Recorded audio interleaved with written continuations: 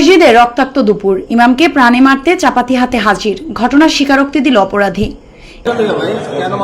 Sir, রোজার আগের দিন উনি বলছে মিলাদ কোরআন শরীফে নাই, আমি কোরআন শরীফ পড়তে যাই, মিলাদ কোরআন শরীফে পাই 21 পারার সূরা আহজাবের 55 নম্বর আয়াত, বিসমিল্লাহির রহমানির রহিম, ইন্নাল্লাহা ওয়া মালাইকাতাহু ইউসাল্লুনা আলান নাবী ইয়া আইয়ুহাল্লাযীনা আমানু সাল্লু আলাইহি ওয়া সাল্লিমু তাসলিমা।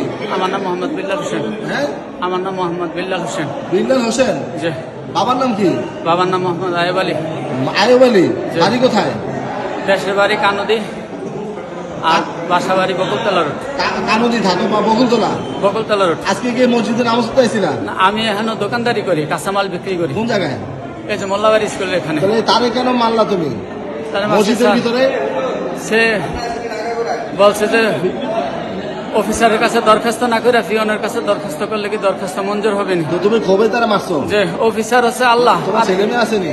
অফিসার হচ্ছে আল্লাহ আর পিয়ন হচ্ছে নবী। ছেলে মেয়ে আসেনি? এক মেয়ে এক ছেলে। এক মেয়ে এক ছেলে? জি।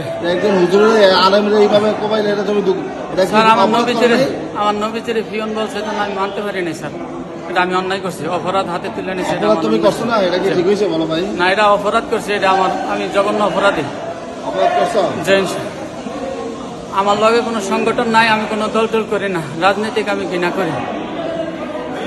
এ কোনো গল্প নয়, ঘটেছে চাঁদপুর শহরের প্রফেসর পাড়া মোল্লাবাড়ি বাইতুল আমিন জামে মসজিদে, যেখানে এক ইমাম শুধু তার কথার কারণে মৃত্যুর মুখোমুখি হয়েছিল। ঘটে জুম্মার নামাজের ঠিক পরেই। নামাজ শেষ, মুসল্লিরা সবাই বেরিয়ে গেছেন। তখনই বিল্লাল হোসেন, যিনি মসজিদের সামনে তরকারির ব্যবসা করতেন, হাতে চাপাতি নিয়ে ঢুকে পড়েন মসজিদে। ইমাম এম নুরুল রহমানকে একা পেয়ে তার দিকে তেড়ে যান। তার উদ্দেশ্য ছিল স্পষ্ট, ইমামের জীবন কেড়ে নেওয়া। কারণ ইমামের একটি বক্তব্যে তিনি ভীষণ ক্ষিপ্ত হয়ে উঠেছিলেন। ইমাম রক্তাক্ত অবস্থায় লুটিয়ে পড়েন মসজিদের মেঝেতে। চারপাশে তখন শুধু শোরগোল, আতঙ্ক আর কষ্টের চিৎকার। এই দৃশ্য দেখে স্থানীয়রা চুপ থাকতে পারেননি। উত্তেজিত জনতা বিল্লালকে ধরে ফেলে, গণধোলাই দিয়ে মসজিদের ভেতরেই বেঁধে রাখে। খবর পৌঁছায় পুলিশের কাছে।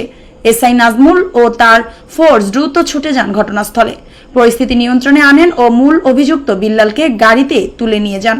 তবে তাতেও জনতার ক্ষোভ থামেনি। বিল্লালকে লক্ষ্য করে ছোড়া হয় ইট ও পাটকেল। ইমাম নুরুর রহমানকে গুরুতর অবস্থায় ভর্তি করা হয় চাঁদপুর সরকারি জেনারেল হাসপাতালে। পুলিশি জিজ্ঞাসাবাদে বিল্লাল শব্দ স্বীকার করে নেয়।